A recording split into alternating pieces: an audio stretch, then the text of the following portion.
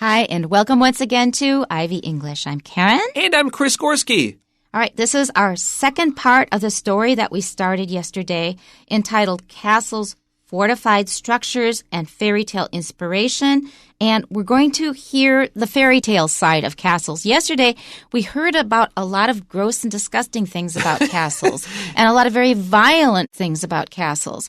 But today we're going to hear the side that has been prettified for the ears of young children. And the eyes that we recognize even today. In fact, if you take a few moments after the program and you look up some of these names, or Ludwig II that we'll discuss later, you're really going to see things and say, wow, so that's where these ideas in my mind came from. These were drawn from real life. And these images we have of castles came from a couple of really important people in history. And they have had an outside impact upon our imaginations. That's right. And what's really funny is you ask any little girl, starting from maybe 2 or 3 years old, what she wants to be when she grows up. She wants to be a princess. If you look at the little girls out in public, many of them are wearing princess outfits. It's like the dream of every little girl is to become a princess. But when you look back on the culture that had princesses, I don't know how many people would want to go back to that time. That is exactly what we were talking about yesterday. I've been playing with this thought experiment. I kind of like asking people, would you rather questions. And one that I have been developing, it's not ready, but let's talk about it anyways because it's appropriate. Let's say you were accused and you were found guilty of a horrible crime, and your choice can be either to be sent back to ancient Greece or the Middle Ages. So you have about 1,000-year difference. Where would you rather go? Or you can just kind of jump off a cliff and die. Well, if you're a female, I can't think of any time that would be very good. Yeah, today is about as good as it's ever going to get. Yeah. And I think I almost would rather go back to ancient Greece and roll the dice back then compared to going back to how limited and horrible life was for the Middle Ages, including many of the wealthy and powerful. That includes princesses. Life was very nasty, brutish, and short, to quote, I think, Voltaire. There. So, there you go. Okay, so here's our first paragraph of part 2. Nowadays, castles are not about defense and power, but fantasy and happily ever after. Here are some famous fairy tales with castles based on real-life examples. Decide which fairy tale is your favorite and which castle you want to visit the most. Cinderella. Cinderella's castle is perhaps one of the most recognizable castles in the world. It made its debut in Cinderella in 1950, but it doesn't just exist in that animated film. A life-size model of the castle stands at the entrance of Walt Disney Resort in Orlando, Florida. This castle was based on 8 different real castles, including Neuschwanstein, which is located in the southern Bavarian region of Germany. Beauty and the Beast. The castle owned by the beast in this fairy tale isn't the only location in the film based on a real place. The village where Belle lives at the start of the film is based on the idyllic village of Rouen, France. The magical castle staffed by inanimate objects that come to life was inspired by the Château de Chambord in France. Snow White and the Seven Dwarfs. The original animated Disney fairy tale, Snow White, was a saga first written by the Brothers Grimm in the 19th century. The Evil Queen's castle in the film Snow White and the Seven Dwarfs was built to resemble Alcázar de Segovia in Spain. The castle was previously a military fort, a prison, and an artillery school. It is now a museum. How interesting. I like castles much better in fairy tales than I do hearing about the real history of them. Let's go back to the beginning. Nowadays, castles are not about defense and power, but fantasy and happily ever after. Now, I personally have some issues with the normal plot of fairy tales from Europe. This happily ever after stuff, I think, has ruined a lot of people's expectations of marriage. Yeah, it's hard work.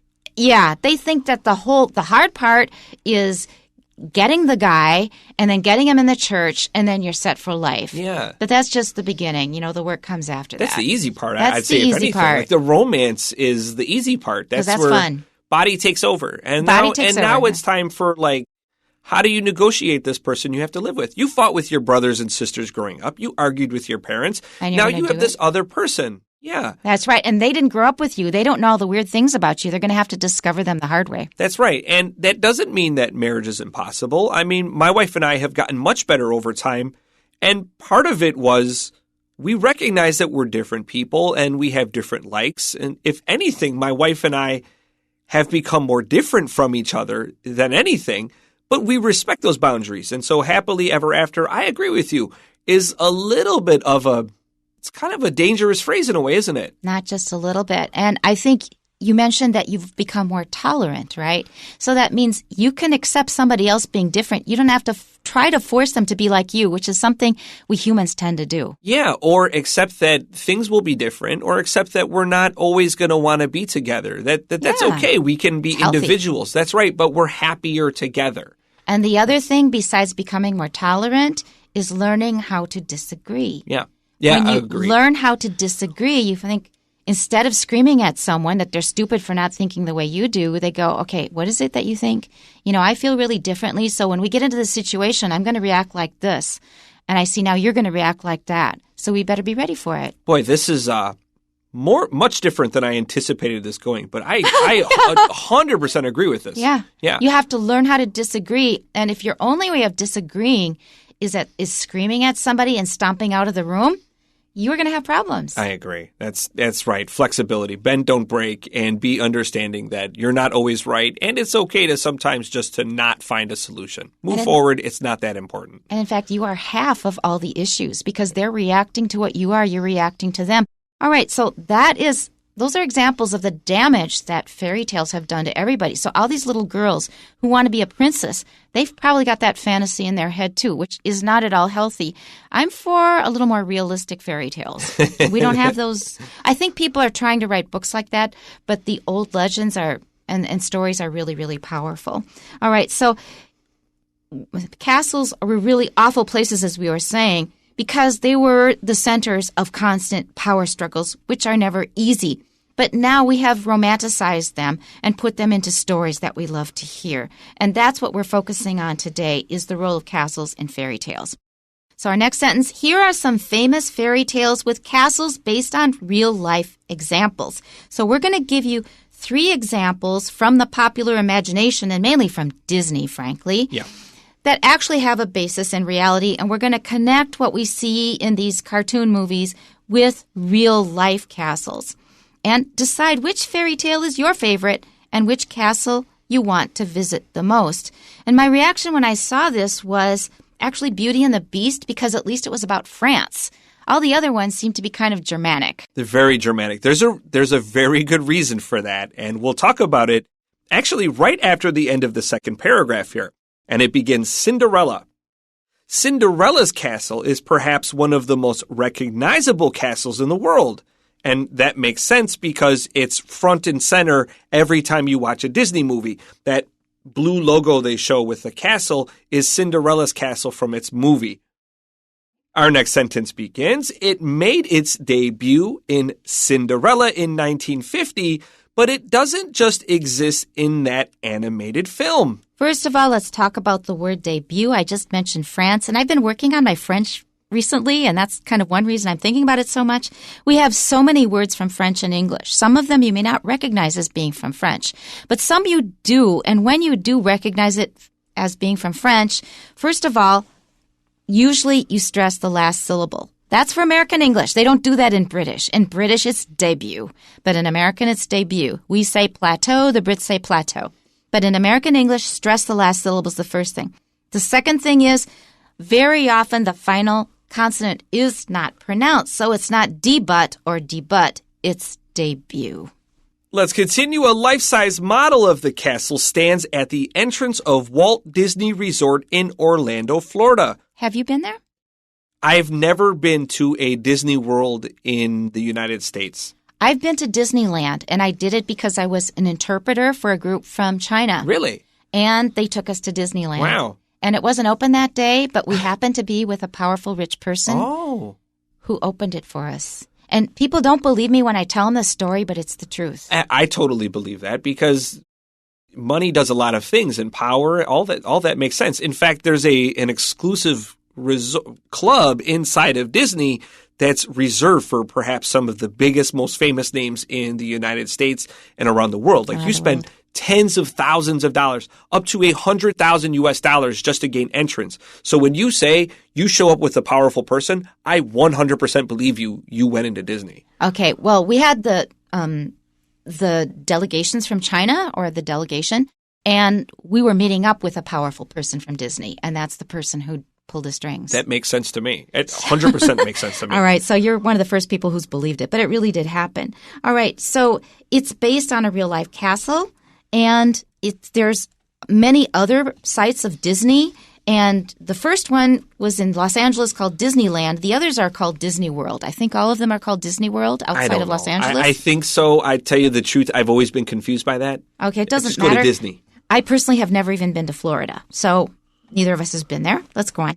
The castle was based on 8 different real castles, including Neuschwanstein, which but that's okay. is located in the southern Bavarian region of Germany. That's right. When I think of castles in Germany, I think of the south first, because a lot of the fairy tales came from there, but they do have different style of castles in the north, because I lived in northern Germany. They tend to be more flat rather than these towering structures. So there's a very good reason why everything Karen is saying is true, and that's because it's based in reality.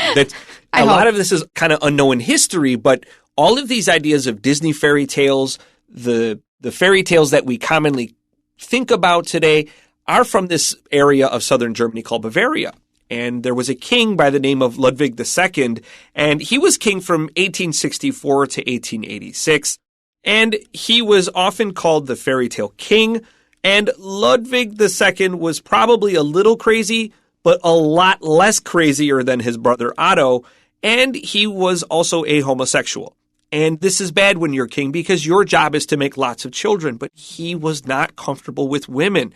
So rather than raising lots of kids and being a king, he kind of removed himself from public society and decided to build these majestic castles that, when we think of what a castle looks like in a fairy tale, it's basically his imagination. That's what we see. Never knew that. Absolutely. There were 2 problems with these castles, however. Number one, building them was super expensive. But to be fair, he used his own money. He did not use state funds. Number 2, this was the 1870s, and the Industrial Revolution had begun. So while the rest of Europe is building factories and modern armies, he's building castles.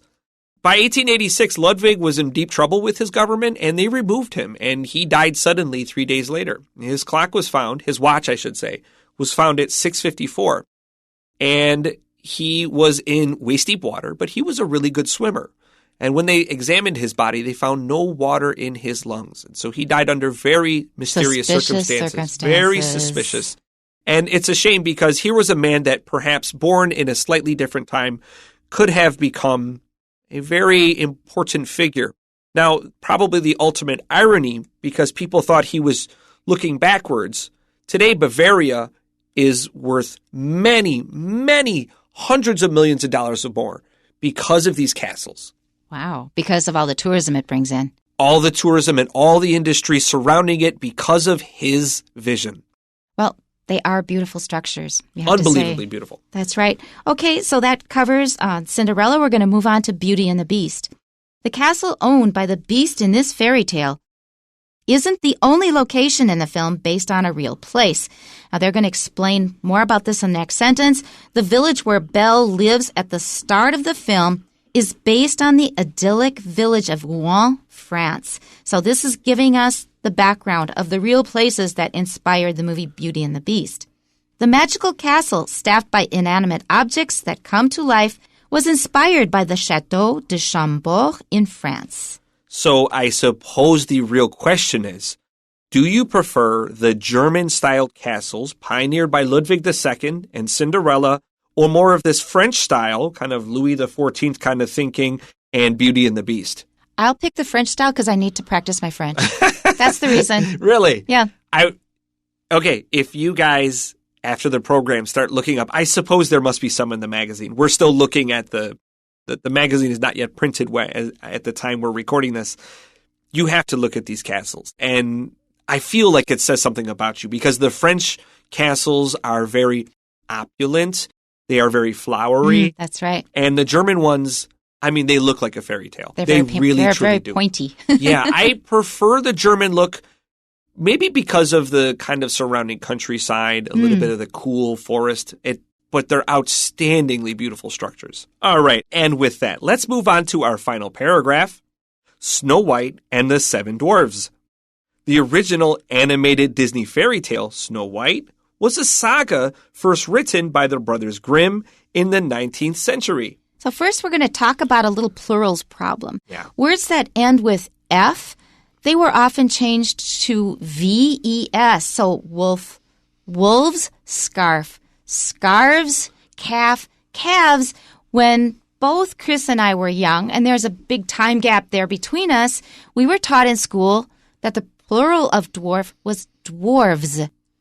However, we had a discussion about this over my Facebook many years ago, and I found that the majority has now decided the plural is dwarfs. I don't have a good explanation for when or why this happened. I'm trying to think back when I was a kid, and I want to say I did not ever see dwarves on the package. And I did. Did you? Yeah. I mean, not Disney, but in books, definitely. Yeah, in books, definitely. What I'm thinking of is like, if I think back to the video cassette, the VCR, did it say dwarfs or dwarves? The conclusion was it said dwarfs, and I think we checked it. Yeah. So we had a period when it was dwarves, but Disney, I think, was always dwarfs. They're just sticking with it. Yeah, I wonder if it's like purposely misspelled, like a lot of American products are. It's a really interesting question. What was the decision here? I wouldn't call it misspelled. It's just two variants, and dwarfs has one. Okay. Well, in this sentence, while we're talking about it, we have the Brothers Grimm. Those are the guys that wrote most of the fairy tales that you're probably familiar with from the West. And they were also linguists. They were also linguists. They also wrote a lot of very much darker stories than we recognize them. A lot of them have kind of been cleaned up to make them more palatable to the way we think we should talk to children today. A lot of them ended with dead children. And so they were kind of changed a little bit. And they also happen to be my favorite second group called the Bee Gees. The Bee Gees. The Bee Gees from the 1970s. You guys are Taiwanese. You know the Bee Gees. They were humongous disco group. And Bee Gees stood for Brothers Gibbs. And this is the Brothers Grimm. They seem to be the only family I know that is called the Brothers something. Like, we don't say the Brothers Wright. We say the Wright Brothers. The Wright Brothers. Something about this name. That's right. Let's move on. The Evil Queen's castle in the film Snow White and the Seven Dwarfs was built to resemble Alcázar de Segovia. I thought I'd save you some pain. Yeah. If you guys don't know, I messed this up about 800 times. I tried to check the pronunciation, and it gave me this great YouTube idea where everybody just jumps on this page, and you think of all the difficult places to say, all the hard names to say from your place or your culture or where you live, and you just say it for everyone that needs to kind of figure out how to say things accurately. These videos are full of mistakes. I know. They're full of mistakes. They're not reliable. This is why I started checking and like, okay, if I hear several professors of history and they're talking about this given topic, okay, I'm going to take your word for it. But I just feel like, how is this resource not available yet? Many of them are not native speakers and they just give you a wrong pronunciation. Like there was a Polish one. And then I put it online and my my Polish friend said, that's wrong. And he's Polish is difficult. So what I do, it's not just Polish, any language. So what I do now is I have friends from all over the world. I ask them. Yeah, I did this with a number of shows over the years with Ivy. And just this one, just like it's Spanish. I'm normally quite good with Spanish. So I don't know why this one in particular is messing me up. Anyway, I took care of it. I've got your back. Let's move on. Let's move on. Right. The castle was previously a military fort, a prison, and an artillery school. It is now a museum. And of course, as we said earlier, take a look at these buildings. They are really quite beautiful. And before we head into our questions today, I just wanted to point out one more thing about our friend Ludwig II earlier. We owe him more than just these beautiful structures. In fact, if you're a fan of The Lord of the Rings, we really want to say thank you to Ludwig II. He was really into opera, and in particular Wagner. And he was Wagner's patron for a long time. Now, Wagner was a difficult person to work with. To put it lightly. Yeah, and that tells you something about Ludwig II. He just really enjoyed this work. And while Wagner was living with Ludwig, this is when Wagner wrote the famous opera that would later become The Lord of the Rings. So we also have him to thank for that, the great German epic. And that's where we get all these movies, these books, all of that stuff comes from Ludwig. So hats off to this guy who was very misunderstood in his day. And it's like 8 hours long, is that right? It's incredibly long. It's epic is probably too short of a word for something so massive. Okay, let's move on to our questions. Number 1. Which of the following is not true about castles according to the passage? A, they were privately owned residences, which we know is true. That's where people would live. B, the keep was the most protected part of the castle, which I have just learned is true, so it's not the answer. C, they were considered especially vital after the 1500s. Well, no, that's when gunpowder is starting to come around. That's no good. That's when they are having their descent. They are no longer popular. So C is the answer. But in any case, D is the invention of cannons weakened the defense of castles, which is also true. So the answer is C. Question number 2. The following is an illustration of a castle. Please identify the parts of the castle. There is a letter A pasted on top of this bunch of boards that are built into a platform that is let down with, it looks like strings here, but they were chains. And that part of the castle is called the... A, drawbridge. Drawbridge, right. And B is the water underneath the drawbridge, which is called the... Moat, which sounds like boat. That makes it easy to remember. And spell. Question number 3. Which word in the Day 2 passage means as large as in the real world? And the answer is... life size. And finally, question 4. Fill in the blanks with the information contained in the Day 2 passage about the 3 castles. So our title in this little table here is Castles in Fairy Tales and Real Life. And we're going to divide it into fairy tale and inspiration. Our first one is about... well, blank, but our inspiration is Chateau de Chambord. Then we have it's in France. This is Beauty and the Beast. Okay, that's number 1. And number 2, it starts with Snow White and the 7 Dwarfs. It says its inspiration was Alcázar de Segovia. And the location, of course, with that kind of an accent, is Spain. And finally, number 3 is a blank. Then we have... Neuschwanstein. To the rescue. And then it's in Germany. And this is, of course, Cinderella. And we're done with the questions, but we have time for another little story from Chris. Sure. Well, nothing too big. If you're very interested in learning about castle combat and how castles were protected and attacked, there was a great movie in 2005 called The Kingdom of Heaven, which showed some of the early Jewish castles being attacked, and it was historically accurate. So if you are genuinely interested in how this was actually done, that is a great visual representation of it, and I encourage you to check it out. I didn't even know there was such things as Jewish castles. Sounds interesting. Look into it. We'll see you next time. Bye-bye. Bye-bye.